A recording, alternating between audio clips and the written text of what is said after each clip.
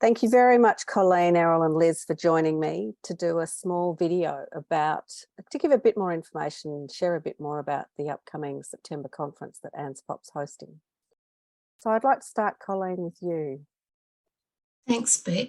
Some of the work I did when I did my studies for the MacFoc course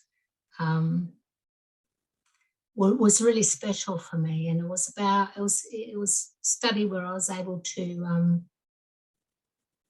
look into who I am and look at the land and country where I live, or where I come from. I don't live there, not yet anyway.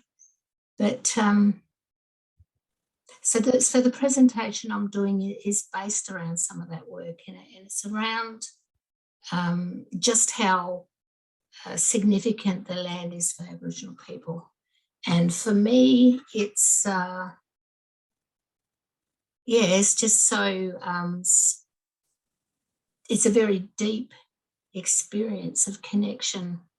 And that's something that I want to bring out in my presentation and share with people. And I'm going to be working with the vectors. And for me, when I did my studies, I found that the vectors were really magical for me, and they kind of transported me through my country.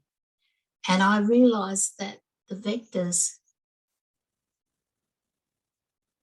they were like, my car was a part of the vectors, like we became a part of each other. The vectors and the roads became the vectors. And, and I was driving along them. I wasn't standing somewhere doing an exercise and just, by myself. It was like I was there, the ancestors were there. And it was all about connecting with my ancestors.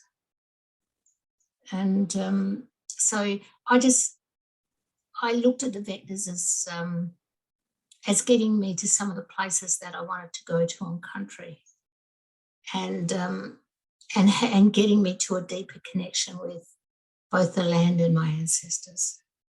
And I really want to share that, because that's Indigenous knowledge, that's Aboriginal knowledge.